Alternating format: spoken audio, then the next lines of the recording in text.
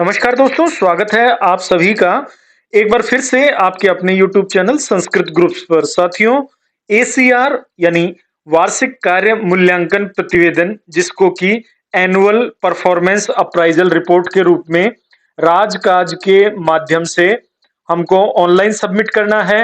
राजस्थान सरकार के प्रत्येक अधिकारी और कर्मचारी को अब इस एपीएआर को सबमिट करना अनिवार्य कर दिया गया है और एक नियत अवधि में जो इनके अग्रिम अधिकारी हैं उनके द्वारा यदि इस पर टिप्पणी नहीं की जाती है तो ऑटो फॉरवर्ड या अप्रूवल सिस्टम भी इसमें लागू किया गया है। ठीक है, तो हमने इससे रिलेटेड कुछ वीडियोस अपलोड किए हैं। आशा करता हूं आपने देखे होंगे और शुरुआती चरण को समझ लिया होगा। हमने जो इसमें चैनल बनाने का सिस्टम है वो देखा था, प्रोफाइल अपडेट करना देखा था और अपने चैनल को कॉन्फ़िगरेशन के लिए सबमिट किया था। आज के इस वीडियो में हम इस वार्षिक कार्य मूल्यांकन प्रतिवेदन को ऑनलाइन सबमिट करेंगे। तो क्या है उसका तरीका, चलिए बढ़ते हैं। आपको राज एसएसओ की ऑफिशियल वेबसाइट पर जाना है, अपने आईडी डालने हैं, पासवर्ड डालने हैं, जो कैप्चा आपको नजर आ रहा है वो कैप्चा डालना है और लॉगिन पर क्लिक कर लेना है। जैसे ही आप लॉगिन पर क्लिक करते हैं तो यहाँ पर आपको जो राजकाज का ऑफिशियल ऐप है, यहाँ कॉर्नर में आपको देखने को नजर आ रहा है, इस तरीके का आइकन आपको नजर आएगा। इस राजकाज के ऐप पर जाना है, इस पर मैंने क्लिक किया। क्लिक करते ही राजकाज पर आपको रिडायरेक्ट कर दिया जाएगा। अब राजकाज सॉफ्टवेयर आपके सामने है। इसमें करना क्या था, कॉर्नर में ही आपको एम्प्लॉय कॉर्नर नजर आता है, यहाँ ये देखिए एम्प्लॉय कॉर्नर पर जाना है। एम्प्लॉय कॉर्नर पर जैसे ही आप क्लिक करेंगे तो आपको पीएआर का एक ऑप्शन नजर आएगा, इस पर आपको क्लिक करना है। तो इस तरीके से हमने ये पूरा सिस्टम देखा था और सीखा था। इसमें परफॉर्मेंस अप्राइजल रिपोर्ट का ऑप्शन यहां नजर आ रहा है और इसके माध्यम से हम हमारी पीएआर को ट्रैक भी कर सकते हैं कि किस लेवल पर हमारी पीएआर पेंडिंग है। ठीक है, अभी चूंकि हमने सबमिट नहीं की है यानी यहां पर हमें डिटेल नजर नहीं आएगी। हम वापस आते हैं इस पर। हमने पिछले वीडियो में जो किया था वो क्रिएट न्यू हियरार्ची को किया था, जो पदानुक्रम है जिसका हिंदी भावार्थ है, यानी हमने हमारा चैनल बनाया था और हमने हमारी प्रोफाइल अपडेट करी थी इस पर क्लिक करके। इससे पहले जो हमने किया था वो फाइनेंशियल ईयर सेलेक्ट करना है, क्योंकि 21-22 का हमको भरना है। 22-23 तो वर्तमान में चल रहा है और 21-22 को हमने सेलेक्ट करना है। जैसे ही हमने किया तो उसी के अकॉर्डिंग यहाँ पर डेट, स्टार्ट डेट और एंड डेट आ जाती है। सर्च पर क्लिक करते हैं, उससे पहले एक रिकॉर्ड हमको यहाँ करना होता है। सर्च पर हमको क्लिक करना है। जैसे ही हमने सर्च पर क्लिक किया तो ये देखिए अब आपके सामने यहाँ पर डिटेल नजर आ रही है, वो देखने वाली है। सबसे पहले आपका नाम, आपकी डेजिग्नेशन, पोस्टेड डिपार्टमेंट और अब आपको यहाँ स्टेटस नजर आ रहा है पीएआर इनिशियल्ड। ठीक है, यानी अब आप अपनी पीएआर सबमिट कर सकते हैं। कौन से फाइनेंशियल ईयर की होगी ये, 21-22 की होगी। क्या स्टार्ट डेट है, क्या एंड डेट है और लास्ट में आपकी एम्प्लॉय आईडी आपके सामने यहां पर आ जाती है। ठीक है, अब जैसे ही आप इस पर ओपन करते हैं, इसको सिलेक्ट करते हैं, सिलेक्ट करने के बाद आपको इस ऑप्शन पर क्लिक करना है। ठीक, ये जो ऑप्शन है इस पर जैसे ही आप क्लिक करेंगे तो इसका जो मैसेज है वो आपके रजिस्टर्ड ईमेल आईडी और आपके फोन नंबर पर चला जाता है। किस तरीके का मैसेज जाएगा वो आपको अभी मैं स्क्रीन पर दिखा रहा हूं। कुछ इस तरीके का मैसेज आपको आपके ईमेल आईडी पर और आपको आपके रजिस्टर्ड मोबाइल नंबर पर देखने को मिलेगा। इसमें आपको ये कहा जा रहा है कि your PAR of period 1/4/2021 to 31/3/2022 has been sent to you and it available in your Rajkaj work list from necessary action. ठीक है, ये मैसेज आपको प्राप्त होता है। तो अब आपको चलना है वर्क लिस्ट पर। अब वर्क लिस्ट कहां मिलेगी? तो उसके लिए आप यहां पर WORK कॉर्नर में जैसे ही टाइप करेंगे तो यहाँ ग्रुप वर्क लिस्ट आपको देखने को मिलेगी। इस पर आपको क्लिक करना है। जैसे ही आपने क्लिक किया तो कुछ इस तरीके के बॉक्स आपको यहाँ नजर आ जाएंगे।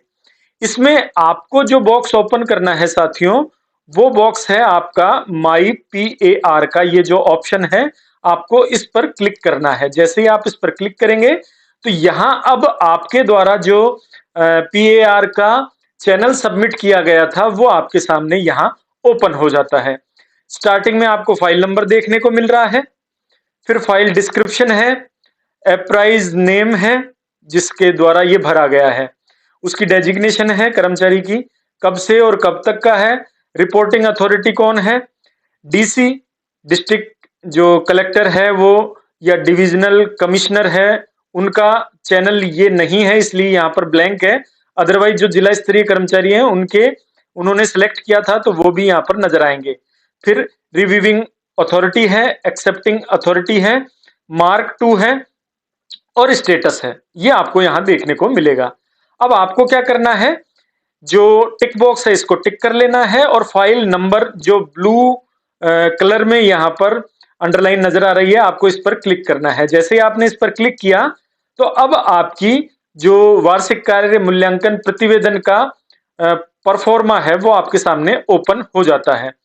सबसे पहले आप बेसिक इंफॉर्मेशन देख पा रहे हैं और उसके बाद समरी देख पाएंगे। सबसे पहले बेसिक इंफॉर्मेशन हम ओपन करते हैं। इसमें पार्ट फर्स्ट होता है कर्मचारी की डिटेल, रिपोर्ट की डिटेल पूरी यहां पर देखने को मिलेगी। इसमें कर्मचारी का नाम है, designation, posted office, father's name, date of birth, start date, reporting authority, reviewing authority, employ ID, posted department, location, home district, date of joining and date accepting authority. ये सभी डिटेल जो आपने सेलेक्ट की थी या जो आपकी प्रोफाइल में है उसके अकॉर्डिंग यहां आपको देखने को मिलती है। अब इसमें आगे क्या करना है साथियों, तो वो मैं आपको बताता हूं। जैसे ही स्क्रीन हमने स्क्रॉल की तो सबसे पहले यदि आप सेवा अवधि में अनुपस्थित रहे हैं तो उसकी डिटेल आपको यहां पर देनी होती है। यदि आप अनुपस्थित नहीं रहे हैं तो आपको इसमें कुछ नहीं भरना है। तो period of absence due to leave training, ठीक है, यदि लंबी अवधि के लिए आप कहीं गए हैं तो वो आपको डालना है। ठीक है, इसमें आप मातृत्व अवकाश का दे सकते हैं। पितृत्व अवकाश 15 दिन का है इसलिए उसका मेडिकल का देने की कोई जरूरत नहीं है, फिर भी यदि आप देना चाहें तो आप दे सकते हैं। इसमें रीजन आपको सिलेक्ट करना है, लीव पर थे या ट्रेनिंग पर थे, तो वो डिटेल आपको यहाँ देनी है। किस चीज के लीव पर थे या किस चीज की ट्रेनिंग पर थे वो आप रिमार्क्स में जाकर के टाइप कर सकते हैं। अब इसके बाद आती है सेल्फ अप्रेजल फॉर की result area in accordance with the target. अब हमने हिंदी वाला जो SCR देखा था उसमें जो भौतिक लक्ष्य हम स्वयं निर्धारित करते हैं उनके बारे में यहां पर दिया हुआ है। ये देखिए, प्लीज सेलेक्ट। सबसे पहले फिजिकल टारगेट है, फिर फाइनेंशियल टारगेट है, फिर इंस्पेक्शन है और फिर अदर्स है। इन चारों चीजों पर आपको काम करना है। जैसे मैंने सबसे पहले फिजिकल टारगेट पर क्लिक किया, फिर मैंने टारगेट क्या सोचा था, तो जैसे मैंने 100% टारगेट रखा था और अचीवमेंट भी मेरा 100% रहा। ठीक है, और मैंने मेरे हिसाब से इसमें जो भी मुझे लगता है वो मैंने यहां पर लिख दिया। ठीक है, इसके बाद आपने इसको आगे देखना है। ठीक है, ये आपका हो गया। ठीक है, इसके बाद दूसरी रो आपको ऐड करनी पड़ेगी क्योंकि ये तो फिजिकल टारगेट था। अब आता है फाइनेंशियल टारगेट। ठीक है, इसमें आप अपना टारगेट दें, क्या आपने अचीवमेंट पाया है और कैसी आपकी कंडीशन रही है। फिर इसके बाद थर्ड आता है आपका इंस्पेक्शन। इंस्पेक्शन का कोई आपका रोल नहीं है, यदि है तो आप इसे रो को जरूर ऐड करें। और चौथा आपका बचता है अदर, तो ये मैंने अदर सेलेक्ट कर लिया। इस प्रकार ये चार आपके यहां पर की रिजल्ट एरिया हैं। इसी के अंतर्गत आपको आपकी डिटेल बतानी है। ठीक है। अब इसके बाद आती है night stay other than headquarter. तो ये उन कर्मचारियों के लिए, अधिकारियों के लिए है जो रात्रि विश्राम के लिए ये डिटेल दी जानी है। इसमें इंस्पेक्शन के दौरान यदि कहीं रात्रि विश्राम करना पड़ता है तो वो डिटेल यहां देनी पड़ेगी। ठीक है। इसके बाद have you undertaken annual health checkup, वार्षिक आप चिकित्सा जांच करवाते हैं तो वो आपको बतानी है।